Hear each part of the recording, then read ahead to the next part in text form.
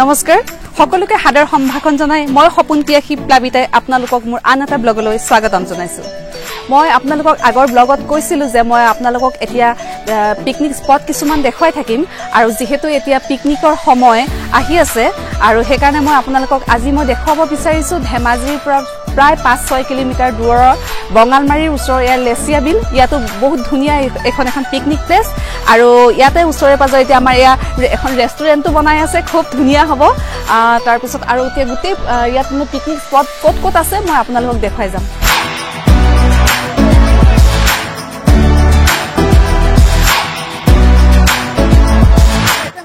হাতী ওলাই এতিয়া ওলাই আছে এই দূৰত বহুত দূৰত দুটা হাতী ওলাই আছে ওলাই থাকে ন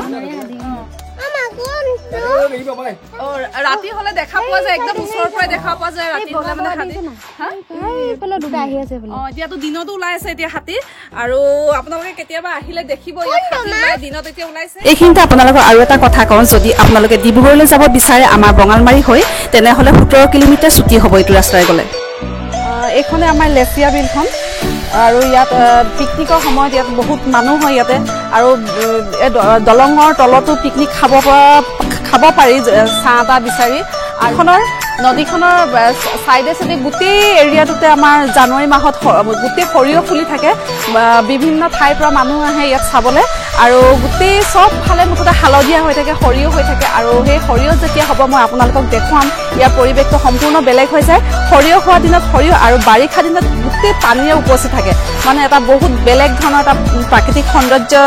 ইয়াত দেখা পোৱা যায় আৰু মানে ক'ব নোৱাৰি আৰু এই গছবোৰ যে তাৰ ছাঁটো আমি বিভিন্ন ধৰণৰ পিকনিক খাই মানুহে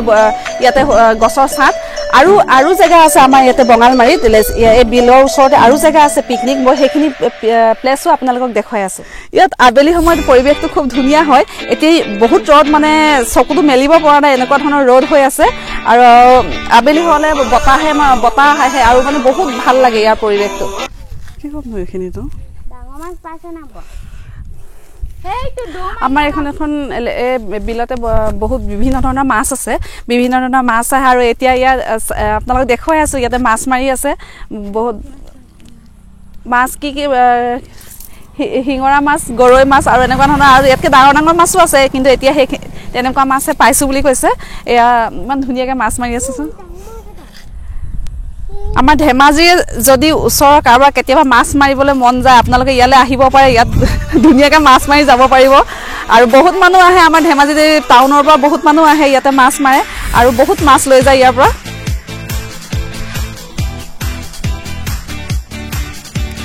এখন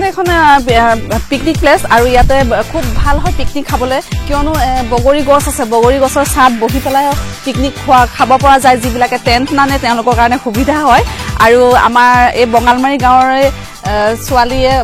ছোৱালীবোৰ আহি ইয়াতে বহি খুব ধুনীয়াকৈ মানে বগৰী খায় সেই দৃশ্যটো যেতিয়া বগৰী লাগে তেতিয়া চাবলৈ সঁচাকৈ বহুত ধুনীয়া লাগে সকলো আহে গাঁৱৰ ছোৱালী একেলগে আহি ইয়াতে বগৰী খায় মানে খুব ভাল লাগে দেখি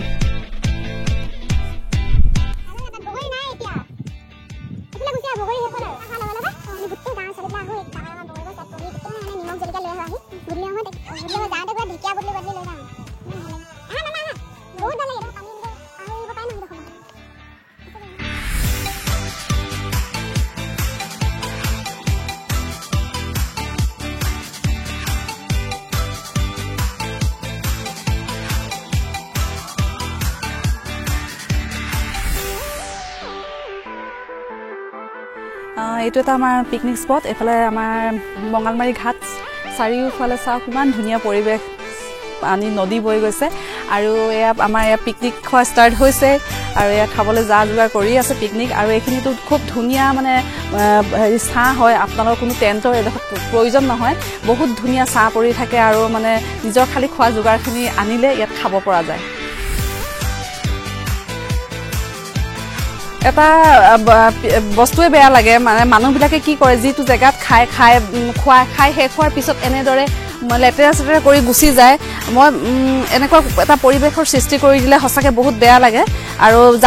মই আপোনালোকক অনুৰোধ কৰিছোঁ যিয়ে পিকনিক খাবলৈ আহে পিছত যাতে আপোনালোকে যিবোৰ বস্তু আনিছে লেতেৰা বস্তু বা বটল চটল যিবোৰ আছে এক গোট কৰি পেলাই আপোনালোকে জেগাডোখৰ পৰিষ্কাৰ কৰি যাব। এইখিনিতে আপোনালোকক আৰু এটা কথা কওঁ, আপোনালোকে বস্তুবোৰ খাই মেলি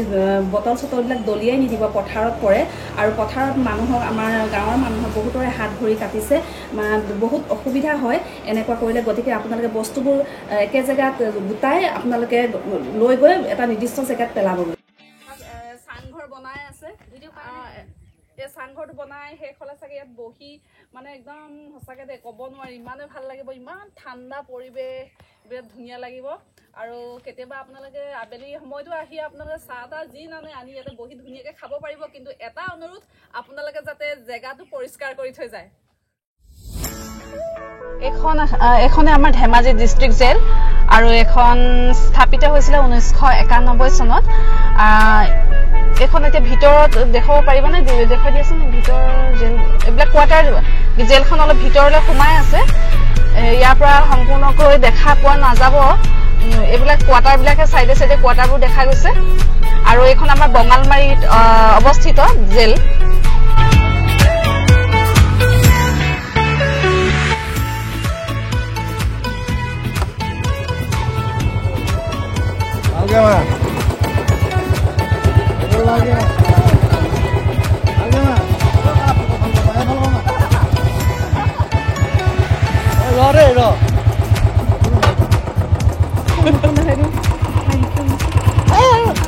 আমাৰ মোৰ এজন দেৱৰ দেই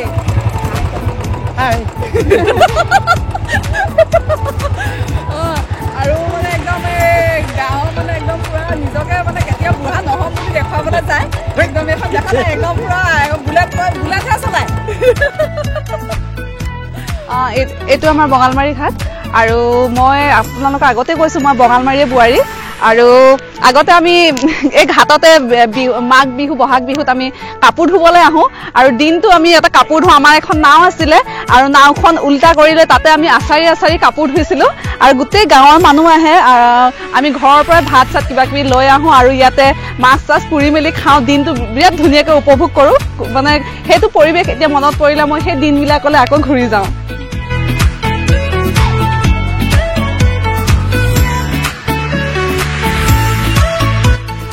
আজি ভিডিঅ'টো মই ইমানতে সামৰোঁ বুলি ভাবিছোঁ। আশা কৰোঁ আপোনালোকে চাই নিশ্চয় ভাল পাব আৰু যদি ভাল পায় তেনেহ'লে লাইক কমেণ্ট শ্বেয়াৰ কৰিব আৰু যিসকল নতুন ছাবস্ক্ৰাইব কৰিব আৰু ওচৰতে থকা বেল আইকনটো ক্লিক কৰি দিব। আজিলৈ আহোঁ, বাই বাই।